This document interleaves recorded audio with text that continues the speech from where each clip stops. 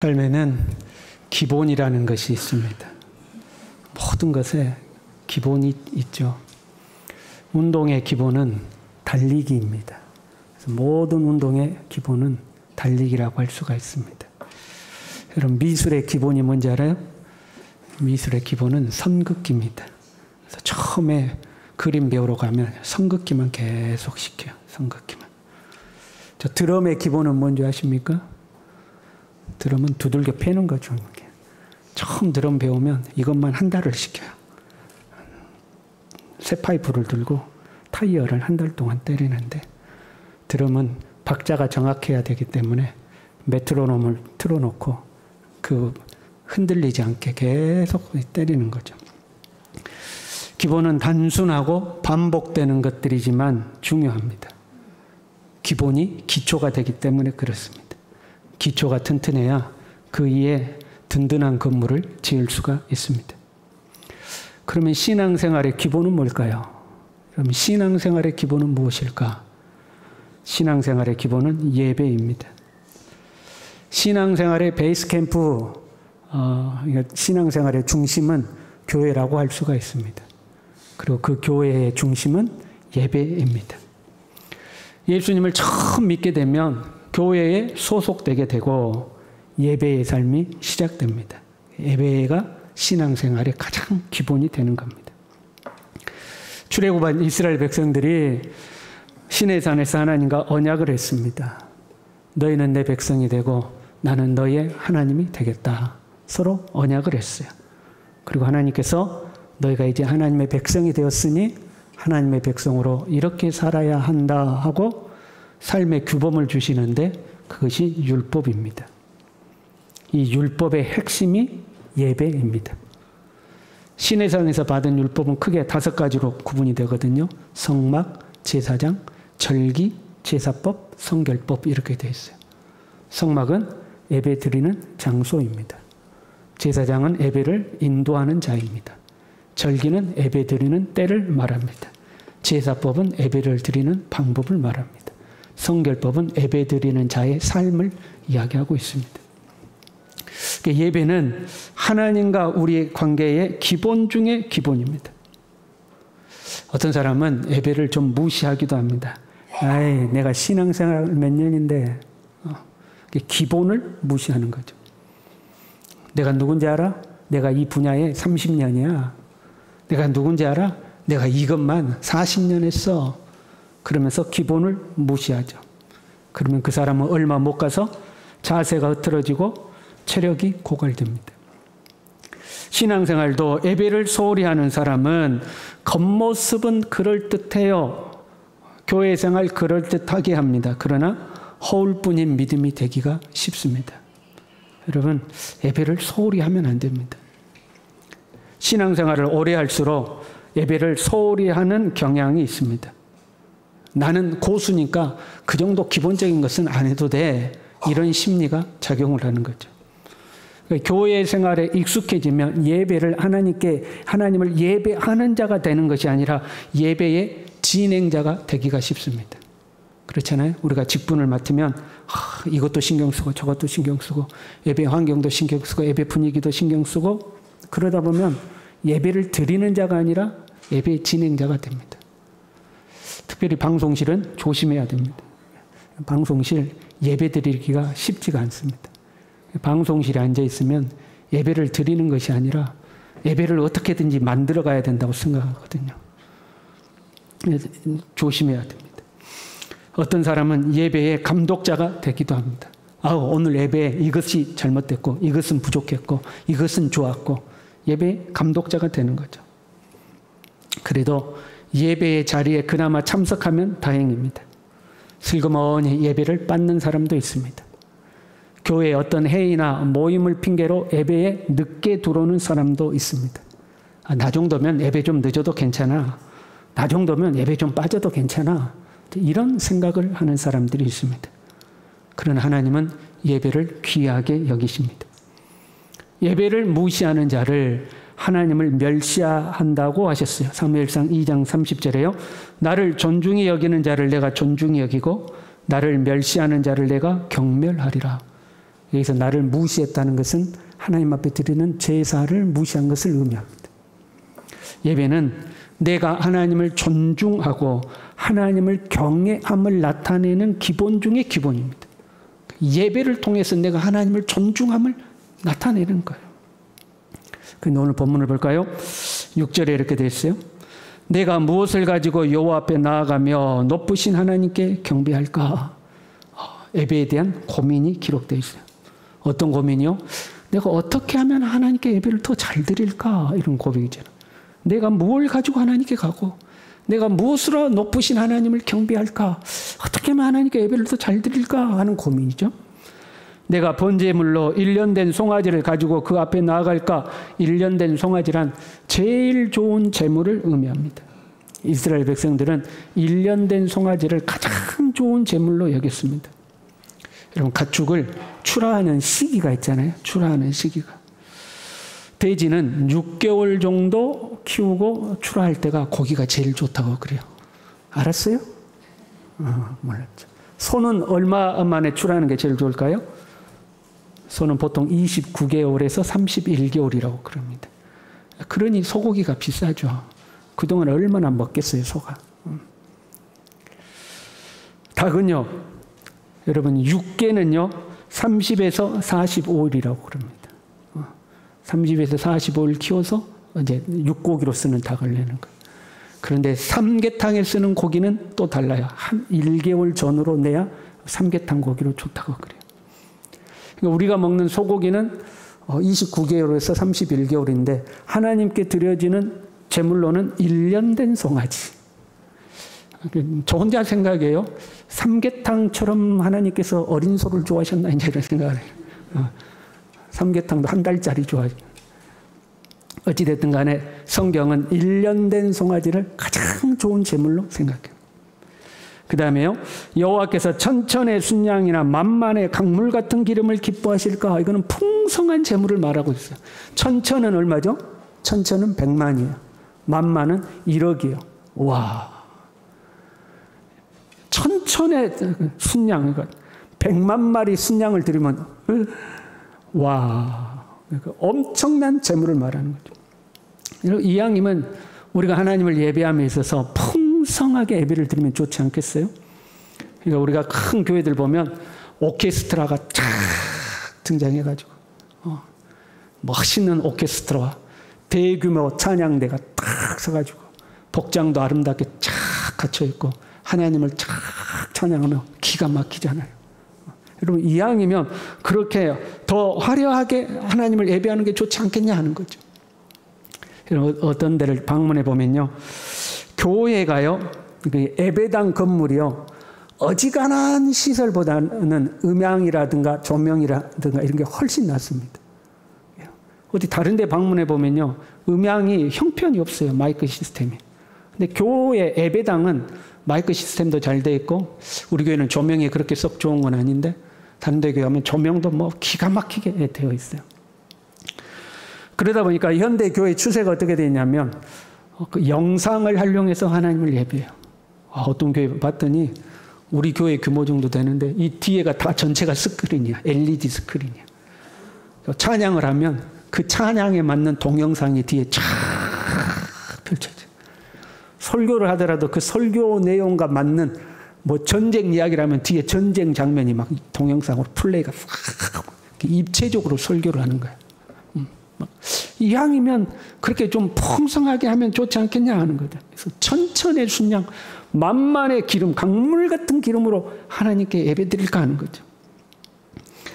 내 허물을 위하여 내 맏아들을 내 영혼의 죄로 말미암아 내 몸의 열매를 드릴까? 그는 최고의 재물을 말하는 거예요. 내 아들을 하나님께 바쳐버릴까? 그런 거예요. 하나님께서 아브라함을 테스트하는 마지막 테스트가 네 독자, 네 사랑하는 아들을 내게 바치라는 거예요. 아들을 바치는 것은 나의 전부를 드리는 거예요. 그러니까 지금 어떤 고민이요? 제일 좋은 제물로, 가장 풍성한 제물로, 최고의 제물로 하나님을 예배하면 어떨까? 이제 이런 고민인 거죠. 그런데 그럼에도 불구하고 하나님은 이 예배를 기뻐하지 않는다. 이 제사를 기뻐하지 않는 거예요. 왜 그래요? 우리가 미가서의 배경을 좀 알 필요가 있어요. 이 미가서는 북이스라엘과 남유다 모두를 향한 예언의 말씀이에요. 남북이 모두 우상으로 물들어 있던 시기였어요. 그래서 미가서 1장 5절에 이렇게 되어 있어요. 야곱의 허물이 무엇이냐? 사마리아가 아니냐? 이거는 북이스라엘을 말하는 거예요. 사마리아에 우상이 가득한 거죠. 북이스라엘은 일찌감치 우상 숭배를 했어요. 그 다음에 유다의 산당이 무엇이냐? 예루살렘이 아니냐? 표현이 중요해요. 유다의 죄가 뭐냐? 유다의 허물이 뭐냐가 아니라 유다의 산당이 무엇이냐? 예루살렘 아니고 예루살렘 자체가 우상 섬기는 산당처럼 되어버렸다. 그런 말이에요. 예루살렘이 우상으로 가득한 상황이에요. 역대하 28장 24절 25절에 기록되어 있어요. 아하스라는 왕이에요. 유다 왕이요.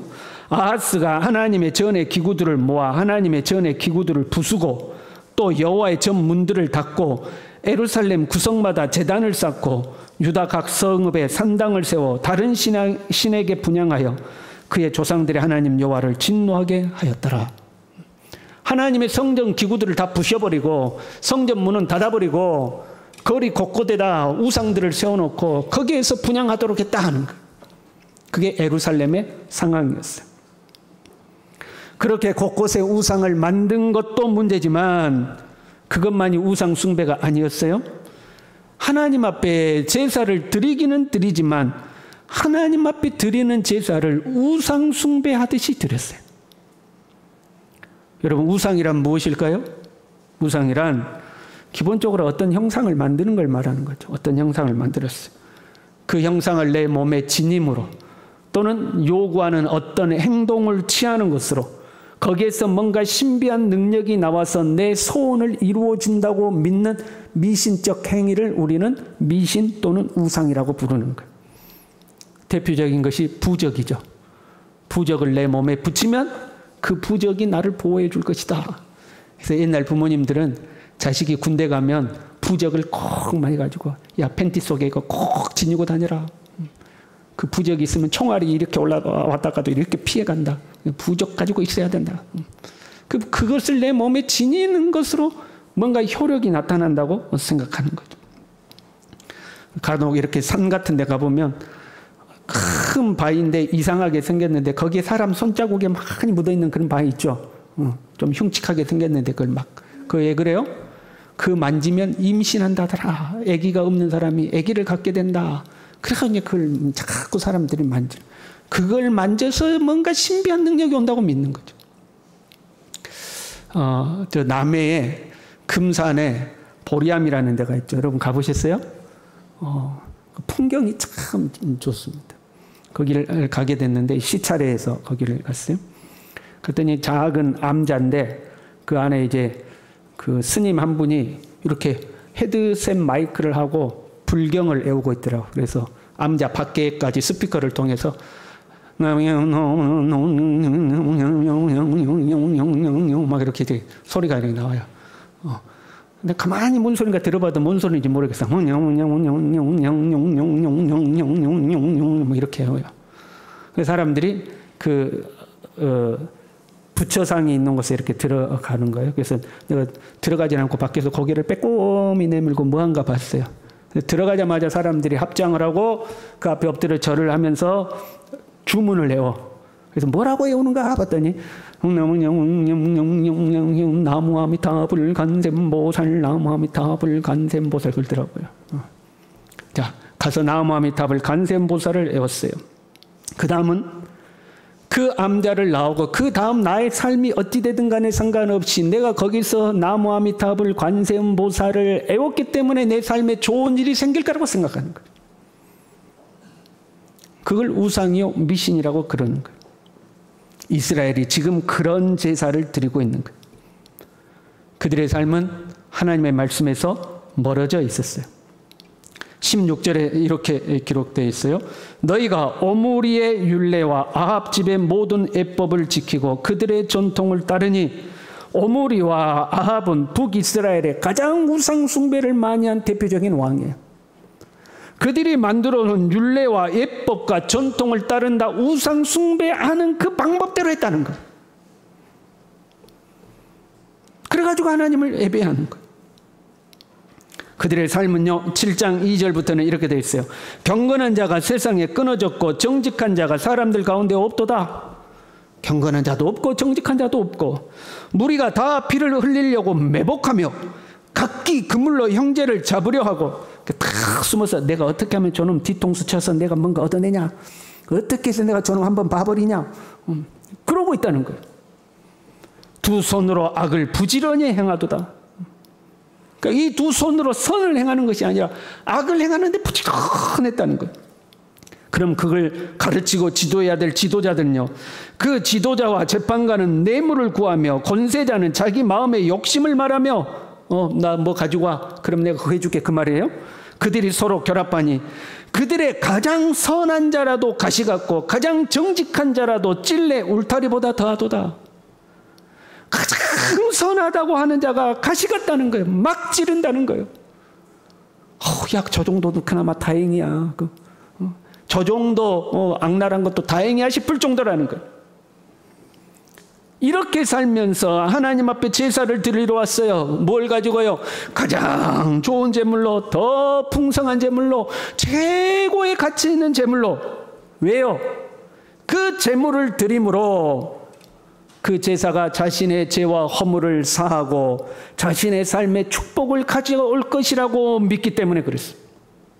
내 삶은 엉망으로 살아놓고 하나님과 상관없이 내 마음대로 살아놓고 제사만 거창하게 하나님 앞에 드리면 그걸 통해서 하나님의 복이 내게 올 것이라고 믿는 것, 그것이 곧 미신이요 우상 숭배인 겁니다.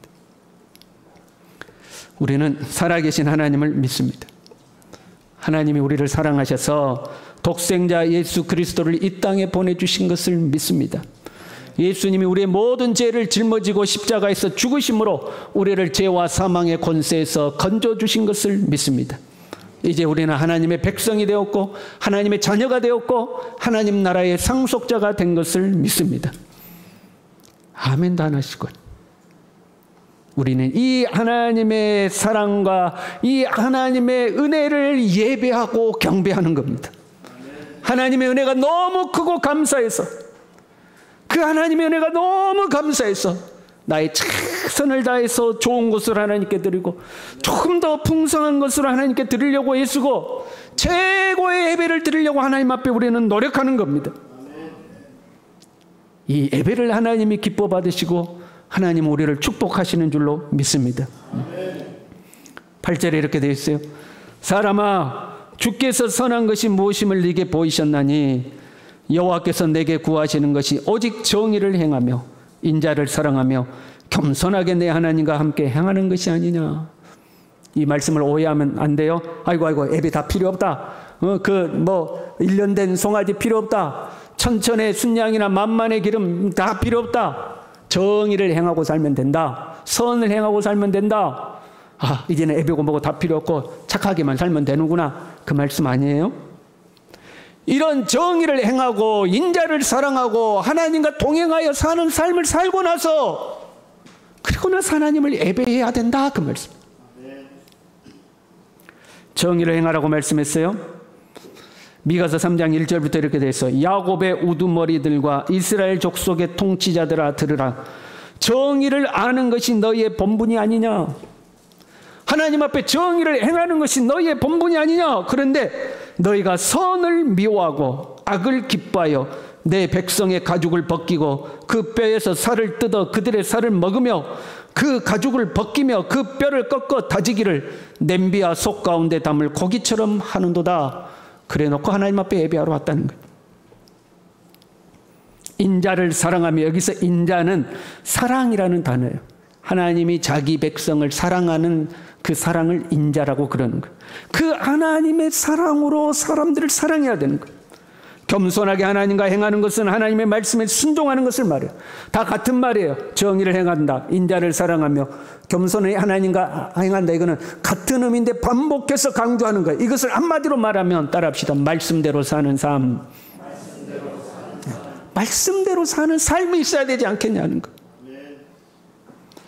천천의 순양이나 만만의 강물 같은 기름이 아니라 말씀을 지키는 삶, 하나님 말씀에 순종하는 삶, 그것도 율법적으로 억지로 지키는 것이 아니라 하나님과 동행함으로, 내 안에 계시는 성령과 동행함으로 말미암아 하나님의 말씀을 지키는 삶이 있어야 되지 않겠냐 하는 것.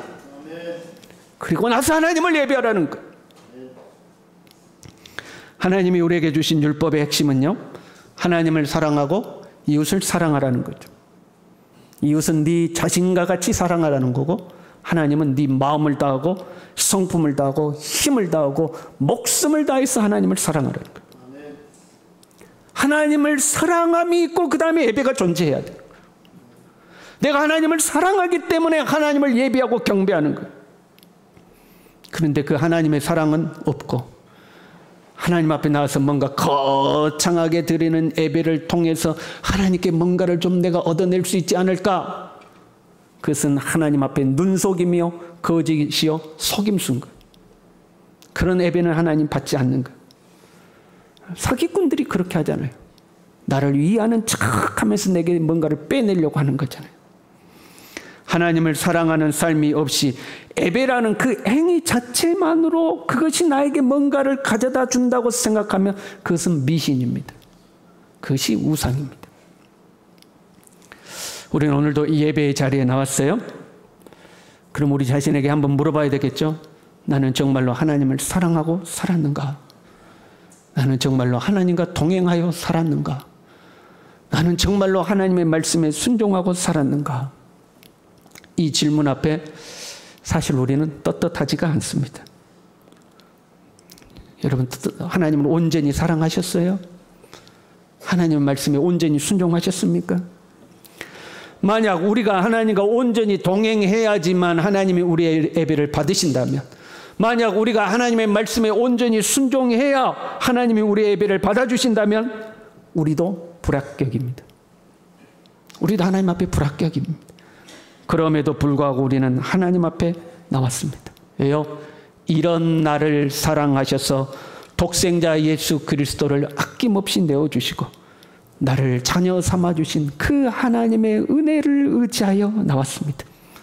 이런 나를 하나님이 만나주시고 나의 연약함을 하나님이 붙들어 주시고 나에게 새 힘을 주셔서 하나님의 말씀을 지켜 행할 수 있도록 나에게 성령으로 역사해 주시기를 소망하는 마음으로 우리는 오늘 이 자리에 나왔습니다. 하나님의 도움이 급한 사람도 있어요. 하나님 당장 나를 도와주셔야 돼요. 질병에 문제가 있는 사람이 있고 물질에 문제가 있는 사람이 있고 자녀의 문제가 있는 사람도 있어요. 하나님 당장 하나님의 도움이 필요해요. 그러나 그 하나님의 도움도 나의 의로운 행위의 결과로 주어지는 것이 아니라 내가 하나님 앞에 뭔가 거창하게 해서 그에 대한 보상으로 나에게 주어지는 것이 아니라 하나님의 자비와 긍휼하심으로 나에게 베풀어 주시기를, 하나님이 나를 불쌍히 여기셔서 나에게 그런 은혜 베풀어 주시기를 소망하는 마음으로 우리는 이 자리에 나온 줄로 믿습니다. 그래서 오늘 우리는 이 예배의 자리를 통해서 살아계신 하나님을 만나야 합니다. 우리는 하나님을 만나기 위해서 이 자리에 왔어요. 내가 비록 부족하지만 이런 나를 사랑하시는 하나님 나에게도 힘을 주시라고, 나를 성령으로 충만하게 해주시라고. 그래서 내 삶에서 정말로 하나님을 사랑하고 하나님과 동행하는 삶을 살 수 있게 해달라고, 그 은혜를 사모하는 마음으로 우리는 이 자리에 나온 줄로 믿습니다. 하나님께서 우리의 이 예배를 받으시고 우리 한 사람 한 사람에게 친히 임재해 주시고 우리 마음 가운데 살아계신 하나님의 생명이 더 풍성해져서 이 한 주간도 주님과 동행하여 살아가는 우리 모두 될 수 있기를 간절히 바랍니다. 우리 이 마음으로 함께 찬양하겠습니다.